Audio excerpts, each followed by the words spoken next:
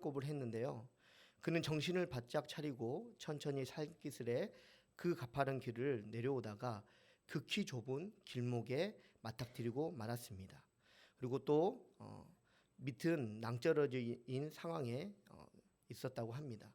그래서 트럭 운전사는 오고 가지도 못하는 그런 신세가 되었습니다. 그런데 그의 눈앞에 큼지막한 표지판이 세워져 있는 것을 보았는데요. 그 표지판에는 당신도 이 길을 안전하게 지날 수 있습니다. 이미 수많은 기사들이 이곳을 안전하게 통과해 갔습니다. 라고 적혀 있었다고 합니다. 그는 그 말에 안도감을 얻고서 다시 침착하게 운전했고 결국 그는 그 좁은 길을 무사히 빠져나와 목적지에 도착할 수 있었다고 합니다. 지날 수 없을 것 같은 좁은 길에 마주한 표지판, 그 표지판이요 많은 사람들을 그곳에서 안전하게 지나갈 수 있게 한다는 말은요 같은 의미로 볼 때 죄악에서 벗어나서 거룩한 삶을 살기 위해 때로는 웅덩이와 같이 전혀 나아가지 않을 것 같은 문제 속에서 소망을 얻게 하시기 위해 앞서가신 하나님이 바로 저와 성도님의 표지판인 줄 믿습니다. 오늘 말씀에서도요 하나님께서는 친히 표지판이 되어주시기 위해 이스라엘 백성들보다 앞서가셨다고 우리에게 말씀하고 계십니다. 하나님께서 앞서가신 이유는요 하나님보다 앞서가는 것을 용납하지 못하심도 아니고요 또 강압적으로 이끄시기 위함도 아니고 또 오직 예비하기 위해서였습니다. 하지만 이스라엘 백성들은요 가나안 땅으로 인도하시겠다고 하시는 앞서가신 하나님의 말씀보다 그보다 뒤에 가나안 땅을 정탐하고 다녀온 12명의 정탐꾼 중 10명의 정탐꾼의 악평하는 말을 더 신뢰함으로 결국 40년 동안 가나안 땅에 들어가지 못하는 신세가 되었습니다. 그리고 이제는요 그 일을 겪은 1세대가 아닌 2세대들에게 앞서가신 하나님에 대해서 성경은 말씀하고 계시고 또한 그리고 오늘 저와 여러분에게 말씀하고 계십니다. 이스라엘 1세대들과 같이 하나님보다 결코 앞서지 못하는 것들로 하나님을 신뢰하지 못하고 또 원망함으로 하나님의 뜻을 이루지 못하는 삶이 아니라 앞서가신 하나님만 붙잡고 쫓아감으로 하나님의 뜻이 이루어지는 복된 성도님들의 삶이 되시기를 바랍니다. 그렇다면 하나님은 왜 앞서가실까요? 오늘 두 가지 말씀을 통해서 은혜 얻기를 소망합니다.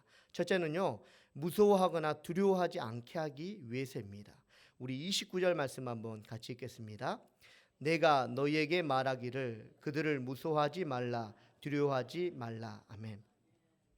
모세가 죽고요, 여호수아가 이스라엘의 새로운 지도자가 되어 가나안 땅에 입성하고 또 여리고 성의 그 첫 전쟁을 준비하는 중이었습니다. 40년 광야를 지나고 나니까요, 그 지나고 난 후에 첫 싸움일 뿐만 아니라 또한 가나안에 들어가고 나서의 첫 싸움이었기 때문에 여호수아뿐만이 아니라 또 이스라엘에게도 이 전쟁은 부담이 되었습니다. 무엇보다도요 여리고성은 결코 만만한 성이 아니었습니다.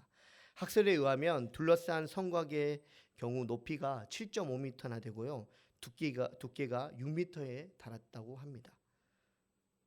또 성에서는 그 앞이 환히 보였기 때문에요 결코 여리고성은 쉬운 성이 아니었습니다.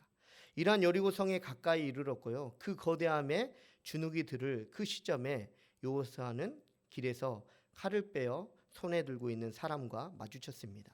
이것을 여호수아 5장 13절에서 14절은 말씀하고 계시는데요 제가 한번 읽어드리도록 하겠습니다.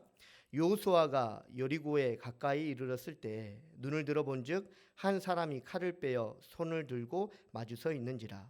여호수아가 나아가서 그에게 묻되 너는 우리를 위하느냐 우리의 적들을 위하느냐 하니 그가 이르되 아니라 나는 여호와의 군대 대장으로 지금 왔느니라 하는지라. 여호수아가 얼굴을 땅에 대고 엎드려 절하고 그에게 이르되 내 주여 종에게 무슨 말씀을 하려 하시나이까. 아멘. 여호수아가 이스라엘 백성들에게요 두려움과 공포의 대상만이 공포의 대상인 여리고만이 그들 앞에 있었던 것이 아니라 하나님의 군대장관, 다른 의미로 앞서 행하시는 하나님도 계셨다라는 것을 우리에게 말씀은 가르쳐 주십니다. 사랑하는 성도님들, 때로는 힘든 일들은 죄다 나에게만 생기고 또 주변에는 아무도 없는 것처럼 느껴질 때가 있지 않습니까? 그런데 여리고성을 정복하라고 말씀하신 하나님께서 여호수아와 이스라엘 백성들보다 앞서 행하셨던 것처럼 내 앞에는요 문제만 있는 것이 아니라 나와 문제 사이에 앞서 행하신 하나님이 계시다는 사실을 믿으시기 바랍니다. 그럼에도 여전히 내 힘으로 문제를 해결하고 하시는 분들이 있지 않습니까? 사랑하는 성도님들, 의지하는 것도요 능력입니다. 또 의지하는 것도 장점임을 아시는 성도님들 되시기 바랍니다. 대중교통을 하다 보면요 운전수를 아는 경우가 많으십니까? 아니면 전혀 모르는 사람인 경우가 많으십니까? 근데도 어떻게 한 번도 의심하지 않고 표를 그렇게 내고 타십니까? 심지어 막 주무시는 분들도 계시죠. 막 침도 흘리면서 너무나도 평안하게 도착 지점을 어떻게 그렇게 잘 아시는지. 성도님, 이거 참 놀라운 일 아닙니까? 어떻게 한 번도 만난 적이 없는 그 사람에게 내 몸을 그렇게 쉽게 맡긴다라는 겁니다. 근데요 몇몇 사람들은요 그렇게 하지 못한다는 겁니다.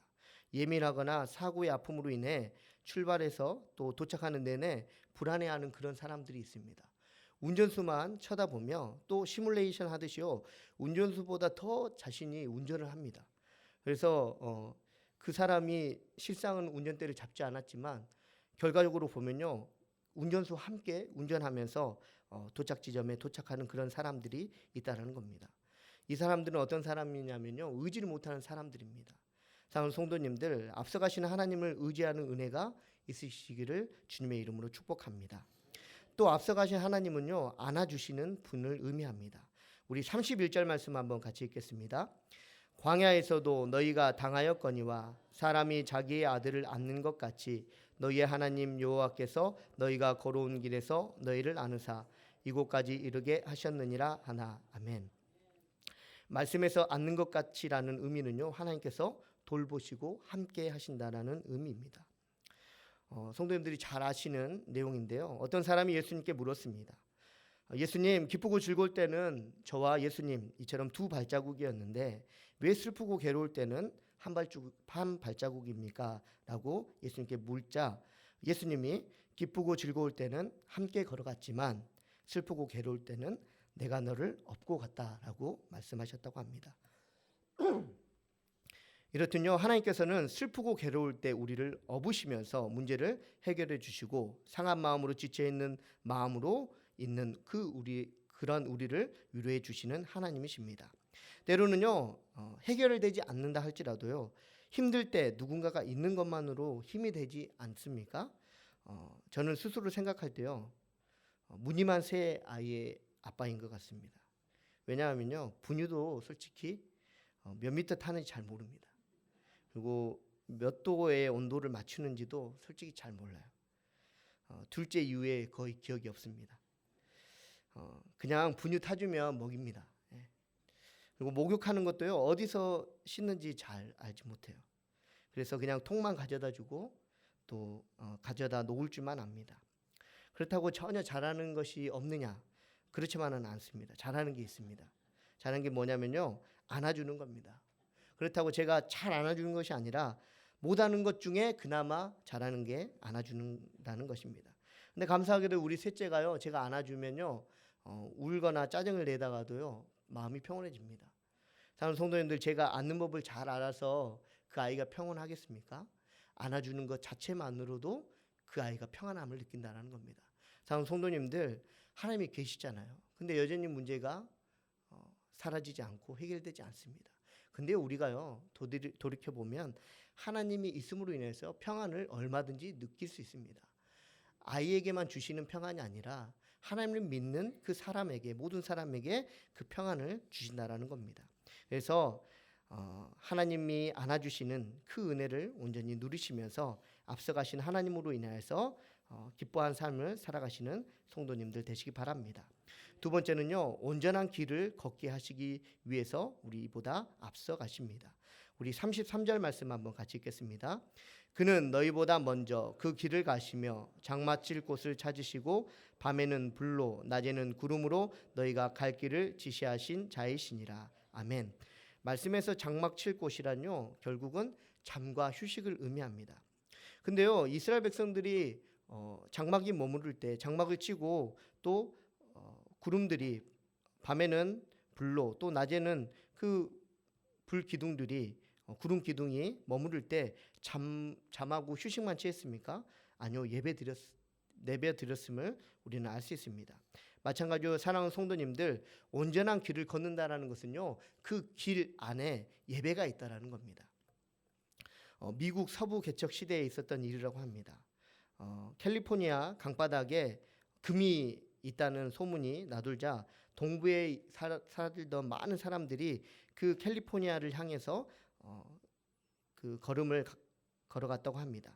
근데요, 거의 모든 사람들이 쉴 틈도 없이 그렇게 빨리, 누구보다도 빨리 금을 얻기 위해서 달려갔는데, 어떤 한 가족은요, 그 사람들은 아랑곳하지 아니하고 쉬어가면서, 또한 잠을 자면서, 그리고 무엇보다도 예배를 드리면서 그 길을 조금씩 걸어갔다고 합니다.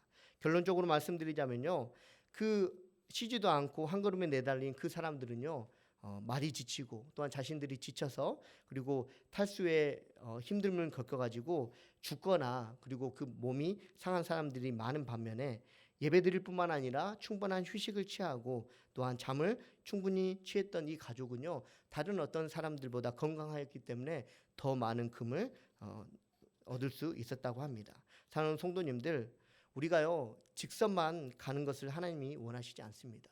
우리가 때로는요, 돌아가는 삶이라 할지라도요, 그것을 실망하지 않을 수 있는 이유는요, 그곳 가운데 우리가 하나님을 예배하는 그 은혜가 있기 때문입니다. 사랑하는 성도님들, 예배할 때요, 우리가 바른 길을 갈 뿐만 아니라 예배할 때 우리가 하나님께서 말씀하시는 온전한 삶을 살아갈 줄로 믿습니다.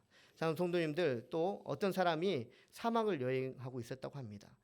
마실 물이 떨어졌어요. 그 오아시스나 촌락에 도착해야만 이 사람이 살아날 그런 상황 가운데 놓였다고 합니다. 그래서 막 여기저기를 미친 듯이 걸어갔는데 문득 그 앞에서 발자국을 발견했다고 합니다. 그 발자국을 발견해가지고 이 발자국을 따라가면 반드시 오아시스나 마을이 있었다라는 기대함을 가지고 걸었는데, 그 발자국을 걸어도 오아시스나 마을이 나타나지 않았습니다. 알고 보았더니 그 걸음이 다른 사람의 발자국이 아니라 자신의 걸음이었다고 합니다. 사랑하는 성도님들, 길을 걸음에 있어서요, 예배가 없는 삶은요, 자기 자신을 의지하며 또 때로는 어리석은 삶을 살아갈 수밖에 없는 그런 삶을 살게 된다라는 것입니다. 사랑하는 성도님들, 하나님께서 먼저 앞서가신 이유는요, 우리로 하여금 앞만 보고 가라고 말씀하시는 것이 아니라 너희가 가는 길 가운데 예배함으로, 그리고 나를 만나는 그런 은혜가 있는 그 길을 걸어가라고 우리에게 말씀하시고자 함임을 믿으시는 성도님들 되시기 바랍니다. 그러므로 인해서요, 오늘 이 시간에 앞서가신 하나님으로 인하여서 그 마음의 평안을 얻으시고 위로를 얻으시고, 또한 나의 삶 가운데 그리고 나의 생활 가운데 늘 예배함이 있으므로 충분히 쉴 뿐만 아니라 주님께서 말씀하시는 그 말씀에 온전한 순종의 길을 걸어갈 수 있는 성도님들 되시기 바랍니다. 기도하시겠습니다. 거룩하신 하나님 아버지, 감사합니다. 오늘도 예배함을 통하여서